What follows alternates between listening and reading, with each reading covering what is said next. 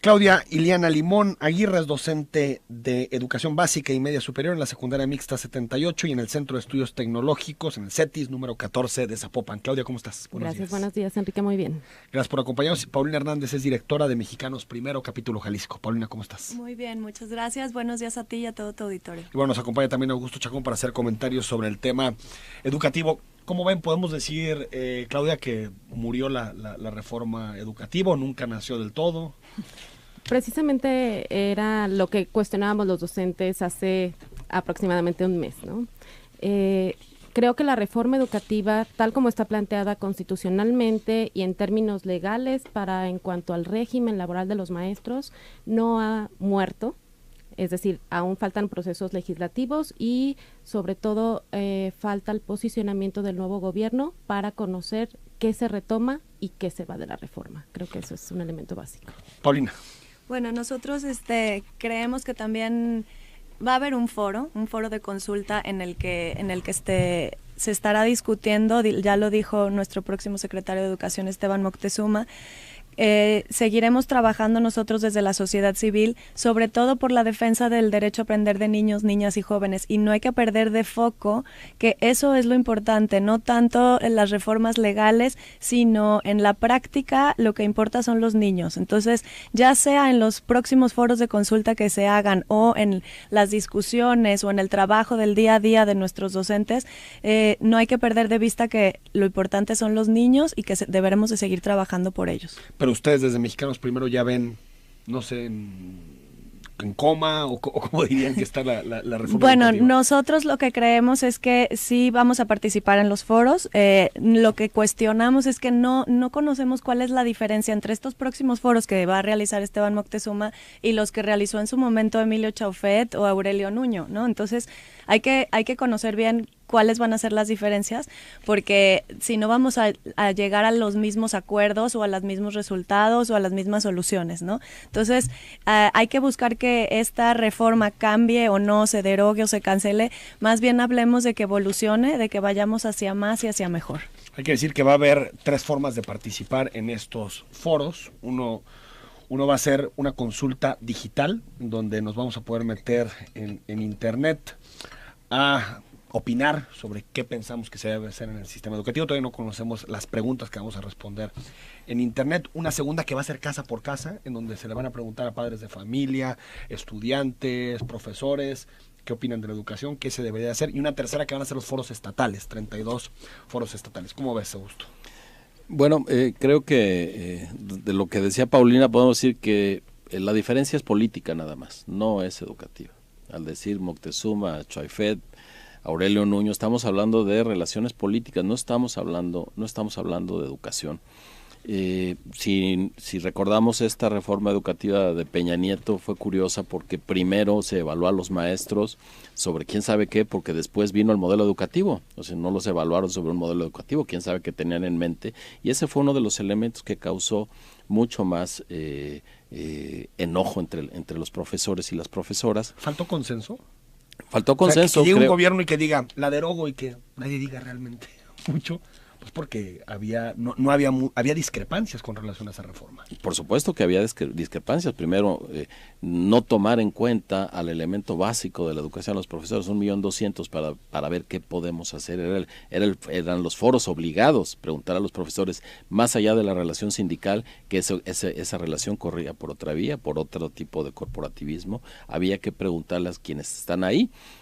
Yo rescato un dicho del maestro Manuel Moreno Castañeda, que dice, bueno, pues la verdad es que en las reformas hay profesores que se oponen, profesoras que se oponen, hay otros profesores que la abrazan, y hay una gran masa que sigue haciendo lo mismo, se reforme lo que se reforme o no se reforme lo que no se reforme. Así que eso más o menos sucedió a escala del aula. A escala del aula se quedó todo más o menos igual. Por supuesto, la evaluación era obligatoria para ascensos, inclusive para mantenerse, y ahí se centró el asunto. Lo que decía Paulina, ver qué sucede con los niños, eso siempre queda al final, ¿no? Claudia, ¿los profesores o una gran parte de los profesores no quiere ser evaluado? ¿Ese es el sentimiento que existe en este momento?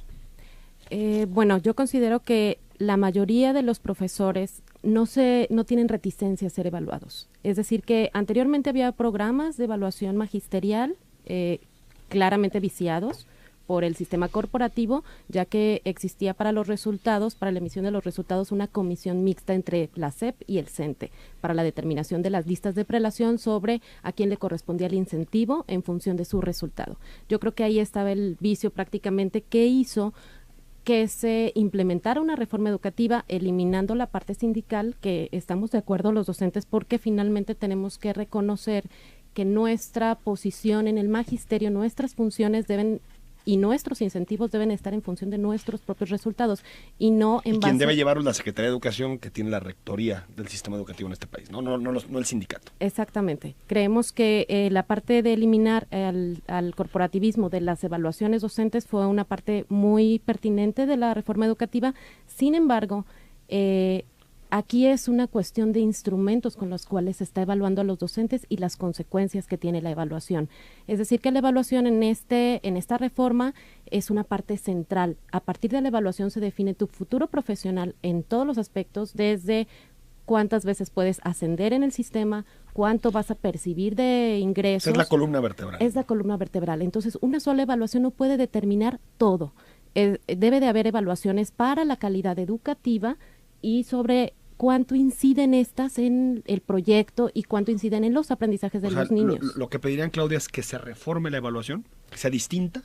Que los alcances de la evaluación Pero, por ejemplo, sean distintos. Siempre está el debate sobre la palabra permanencia. Exactamente. Es decir, eliminar esa parte de lo que se aprobó en la reforma. La permanencia, es decir, que tu permanencia como profesor no esté sujeta a la evaluación. No necesariamente de esa manera. Vamos a decir que un docente ingresa por examen desde el año 2008. Es decir, que yo ingresé al sistema antes de la reforma también por una evaluación. Entonces, el sistema educativo público me emitió un resultado, un certificado de una licenciatura. Posteriormente ingresé al sistema y puedo ser evaluado cuantas veces sea necesario para encauzar hacia la calidad del proyecto. Acá el cuestionamiento de los docentes es por qué el sistema, vamos a decir, en un momento decide evaluarte y a partir de ahí definir tu permanencia, siendo que no nos dio la profesionalización específica para lograr lo que él pretende evaluar en ese examen. Paulina, sobre el debate de la evaluación. Yo lo que creo es que las evaluaciones deben de reformarse, sí, deben de evolucionar, como todos los sistemas educativos están en continua transformación en todo el mundo. Y lo mismo sucede en este caso con los docentes, ¿no? Debemos estar nosotros modificando las evaluaciones para bien y para mejor. Faltan dimensiones de la evaluación que no se evalúan. La importancia de la práctica profesional docente, hay que ver cómo la conocemos y la evaluamos, porque también sí es importante ver la práctica, no solo la evaluación escrita que se les hace a los docentes. Entonces, tenemos que modificar las evaluaciones, eso sí. Lo que sí creo es que sí hay cosas que ya se diseñaron, que no las podemos, digamos, echar para atrás, que ya se avanzó, que ya, como dice Claudia, ya se aceptó por la gran mayoría de los maestros ser evaluados. Lo que sí es que hay que ver la mejor manera de evaluarlos, ¿no? Es la consecuencia de la evaluación, ¿no? Esa es la discusión. Pero desde tu punto de vista, Claudia, ¿no debería haber ninguna consecuencia? Las consecuencias de la evaluación deberían ser la formación del docente, es decir, que el trayecto que pasa entre una evaluación y otra en el sistema no existe una obligatoriedad por parte del Estado de brindarte una formación específica en los aspectos en los que estás fallando. A ver, queda claro, se gastó más en este sexenio en publicidad de la Secretaría de Educación que en capacitación de los profesores. No puede volver a pasar, lo entiendo. Pero si se da la capacitación, los cursos, todo, ¿no crees que debe haber un periodo en donde ya exista alguna consecuencia? Considero que sí, ciertamente, porque si no somos funcionales, vamos a decir, para promover la calidad educativa o promover los aprendizajes entre los alumnos, sí tendríamos que tener consecuencias laborales. Sin embargo, con estos instrumentos no es posible definir. Incluso el Instituto Nacional de Evaluación para la Educación ha señalado que al inicio de todo este sistema o toda esta forma de evaluación no se pilotearon los instrumentos. Entonces, poner el énfasis en la evaluación con instrumentos deficientes, entonces te puede dar un resultado que no necesariamente se apega a la práctica. Esa es la cuestión. Augusto. Ese es el asunto, las consecuencias, pero también la pertinencia. y Esteban Moctezuma ya ha hablado de eso. No puedes aplicar una evaluación estandarizada a todos los profesores en todas las regiones, en todas las condiciones en que sucede el fenómeno educativo. Eso de entrada es una aberración. Lo segundo, que no sea una misma evaluación en Chiapas y no puede ¿eso no ser. genera a largo plazo desigualdades? O sea, Es que que bajes la vara en unos lugares. Es que no la tienes que medir. bajar. No lo tienes que bajar, Tiene que ser simplemente distinto. tienes que tomar en cuenta el entorno en el que sucede la educación. No tienes por qué bajar la vara, es decir, no vas a obviar la evaluación sobre matemáticas, por poner un ejemplo muy silvestre, en Oaxaca o en Nuevo León. No, eso no tiene que cambiar, simplemente en qué momento evalúas y para qué efectos evalúas y de qué manera practicas la evaluación. Y hay algo de lo que se ha hablado bien poco, que es la evaluación que tenemos que hacer a partir de los efectos de la educación. Y eso nos remite necesariamente a que lo que es urgente es pensar en una revolución de Estado para la educación. No la podemos pensar sexenalmente. La reforma educativa que más nos ha durado fueron la de López Mateos y la de Díaz Ordaz.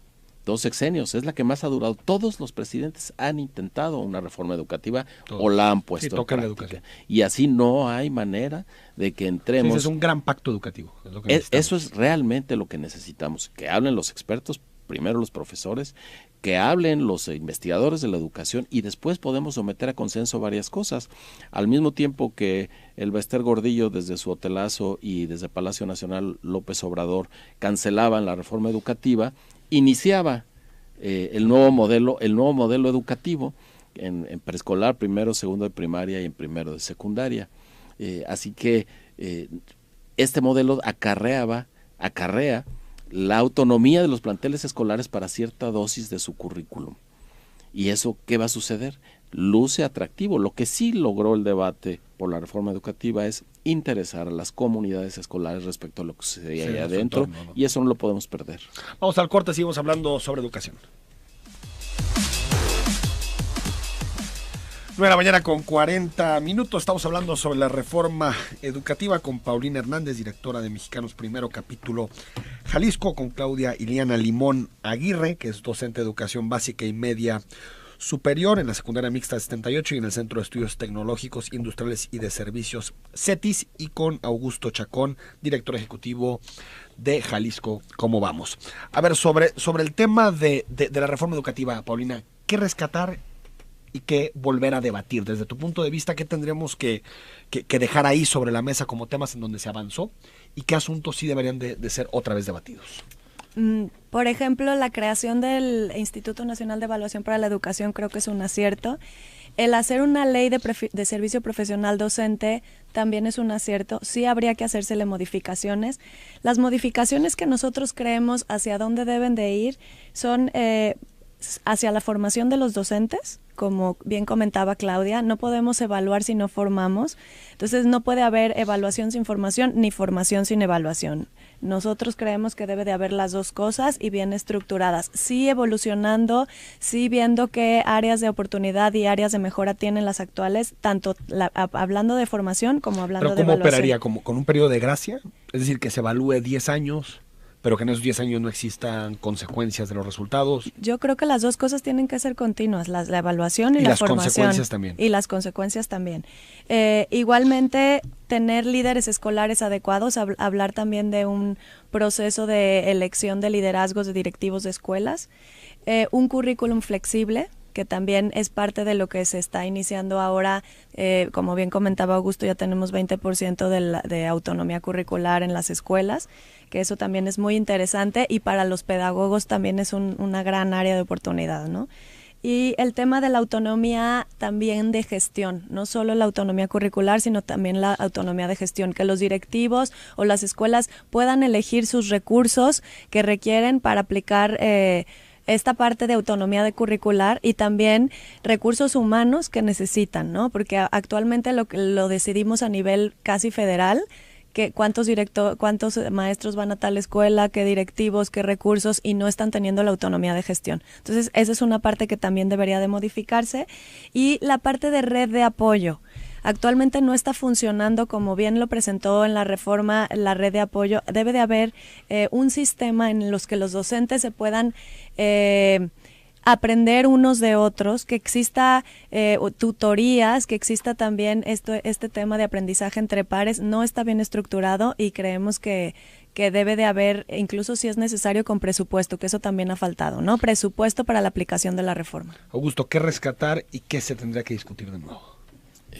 Yo creo que tenemos que discutir el modelo educativo, no replantearlo, sino pensarlo en el largo plazo y lograr los amarres legales y políticos que permitan que aún los cambios de gobierno no lo varíen. O sea, aunque dure 5 años la discusión, aunque sea un acuerdo que no se tumbe en 4, 5, 6 sexenios. Exactamente. Eso me parece que sería central y sería lo verdaderamente revolucionario, lograr ese acuerdo entre las fuerzas sociales que eso y es las político, fuerzas políticas. Es político. Porque cuando de pronto parece que se van a reunir un grupo de científicos con bata blanca a definir cómo tiene que ser la cosa. Es un debate político. Es un debate político que implica acuerdos políticos. Esa sería la gran reforma. Y de ahí llegar, sí, a la regionalización de las consideraciones necesarias para modificar la educación, los fines que ésta persigue, el afianzar lazos regionales, tejido social, por supuesto. Pensemos nada más en los medios de comunicación que ya no solo son nacionales, son globales, y está en permanente enfrentamiento lo que les enseñamos por un lado en las aulas y lo que los niños y las niñas y los jóvenes aprenden. Olvídate de los medios, las redes. ¿Cómo dialogar con eso? No se trata de inhibir eso, sino hacer esta mirada regional para dialogar con lo nacional, con lo global, que no está sucediendo. Oye, tocar los planes de estudio. Sí, por supuesto hay que tocar los planes de estudio y bueno, tan hay que tocarlos que necesitamos volver al principio. Seguimos estando muy deficientes en cosas básicas que no van a cambiar, que es el manejo de la lengua. Yo estudié lengua nacional, yo no estudié español, yo en la primaria estudié lengua nacional y aritmética y geometría, ¿no? Que ahora le dicen matemáticas, pero eso es básico y no está sucediendo en igualdad de circunstancias y sí pone en desventaja, porque la lengua es la manera de relacionarnos con el entorno, con los demás, con el futuro, con el pasado, y tenemos una comunicación diferente, deficiente. El INEGI publicó hace un par de semanas que el 25% de los mexicanos se siente discriminado por la forma en la que habla. Sí. Es interesante ese dato. Claudia, ¿qué mantener y qué cambiar? Bueno, yo considero que el servicio de asistencia técnica a la escuela, que tuvo inicio con la reforma educativa, es un sistema que le brinda aspectos o elementos técnicos a las escuelas para fortalecer las capacidades propias y la autonomía, ¿no? Un lineamiento por ahí interesante de la reforma, un fortalecimiento. También la transparencia en la carrera docente, las evaluaciones necesariamente deben ser transparentes, justas, equitativas y con oportunidades para todos los docentes en igualdad de circunstancias. Los sistemas de información de gestión de la administración, de la nómina y también de la carrera docente, y por qué no pensar un poco más adelante, es decir, tener un sistema de información donde se puede identificar a la carrera de los niños, es decir, todo su tránsito educativo, las variables que van interviniendo, en qué escuelas ha cursado, qué ciclos escolares, notas de los docentes, calificaciones. Todo eso, sistematizarlo porque, como un expediente del niño o de la niña. Sí, sucede que en las escuelas se repiten los procesos cada vez que termina un ciclo escolar. Un niño, si se cambia de escuela, tenemos un sistema escolar nuevo, o tenemos un sistema de información que se reduce a lo que los docentes vamos identificando en ese momento y se pierde a lo largo de todo su trayecto educativo. Y yo creo que sería eso, robustecer estos sistemas de gestión, no solo laborales para los docentes de carrera, sino también y sobre todo para los niños. Planes de estudio, ¿qué se enseña en el aula? ¿Hay que modificarlo? Los planes de estudio recientemente fueron modificados, hay aspectos que se han, vamos a decir, eliminado.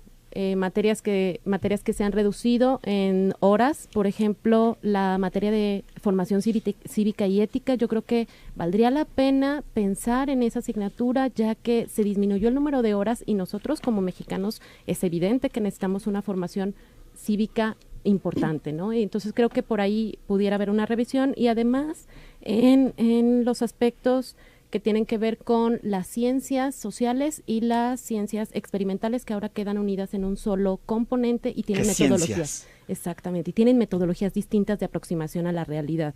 Creo que por ahí pudiera haber una revisión para, de nuevo, darle a cada una su campo específico de estudio. ¿Tú consideras, Paulina, que hay que meternos a ver lo que se enseña en el aula? Yo considero meter todo eso, ciencia. Bueno, esta parte del nuevo modelo educativo ya tiene este 20% de autonomía que da para que los docentes pudieran experimentar y pudieran traer nuevas materias, nuevo currículo a sus alumnos, y también dependiendo del contexto, ¿no? A lo mejor para determinados niños que están, por ejemplo, en Zapopan, es importante que lleven robótica, y niños que están en la zona de los Altos de Jalisco es importante que lleven temas de agronegocios, agroindustria o del campo, ¿no? Entonces, esa parte se me hace muy positiva. También la parte esta de las habilidades del siglo XXI, que eso debe de estar de manera transversal en todas las materias de nuestros niños y jóvenes, que son las habilidades para tomar para resolver conflictos, tomar conclusiones. Como analítica, ¿no? Exactamente, trabajar en equipo, la área de comunicación, de cómo socializamos con los demás y demás. Entonces, todo esto ya está en el nuevo modelo educativo. Ahora falta ver cómo se va a aplicar. Tenemos 3 días apenas con esto, ¿no? Entonces, sí creo que hay que darle también su tiempo. La educación es un tema de tiempo, si no se mide en el corto plazo. Decía Benjamin Franklin que es un tema de inversión a largo plazo, ¿no? En la educación. Entonces, lo mismo pasa con los resultados. No se van a notar de la noche a la mañana. Entonces, hay que darle chance al nuevo modelo educativo. Pero sí creemos que vamos trabajando hacia eso, ¿no? Hacia lo que requiere nuestros niños para que se desarrollen en todo el país y en el mundo. Estamos con Paulina, con Claudia. Vamos a volver y leemos tus mensajes y comentarios.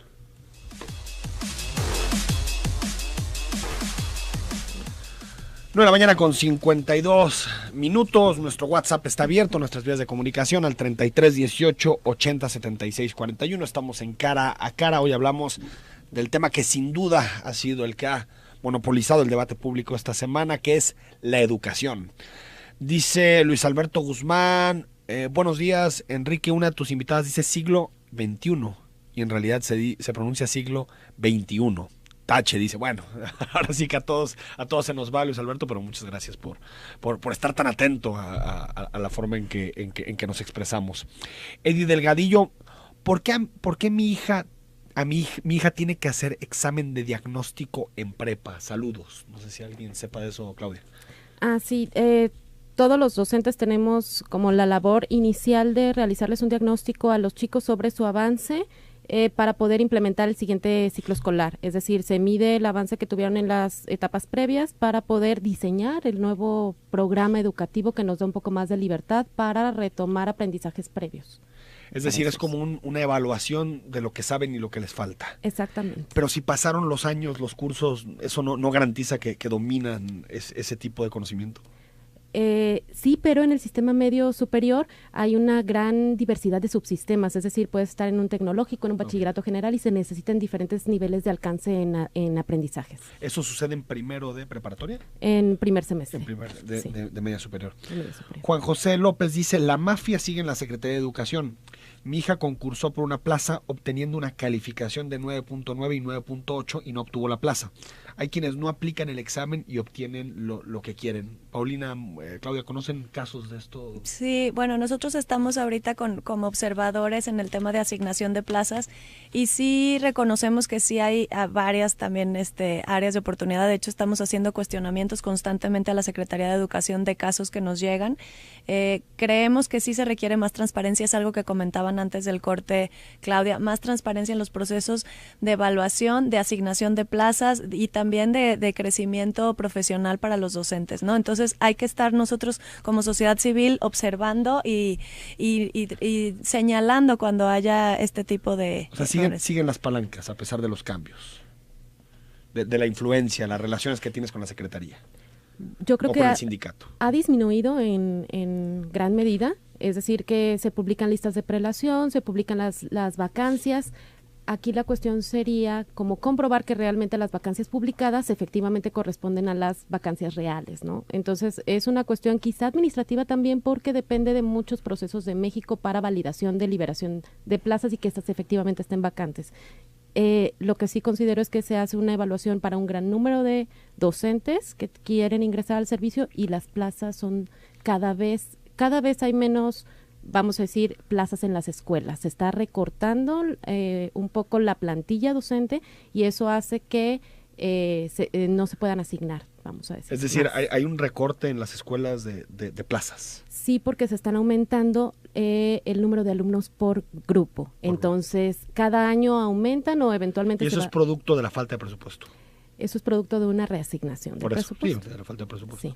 Pablo Arturo Morales dice, buen día, reciban un abrazo. Una pedagogía regional progresista es por el caso de evitar la desvinculación de los sistemas etnosociales, ya que es ignorar la enorme pluralidad de nuestra nación. Supongo que se refiere a evitar el centralismo, o evitar que muchas cosas se definan solamente desde la Ciudad de México.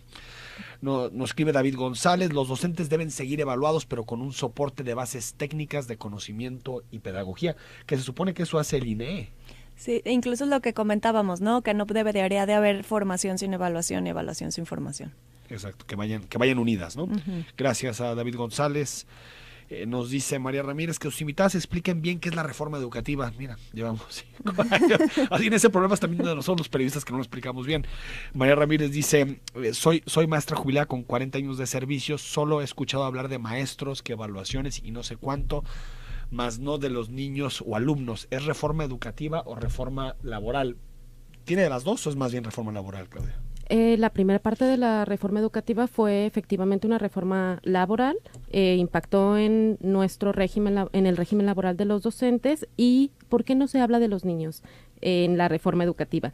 La ley que se desprende de la legislación, vamos a decir, del cambio constitucional, tiene mencionada 125 veces la palabra evaluación y tan solo 25 veces la palabra formación.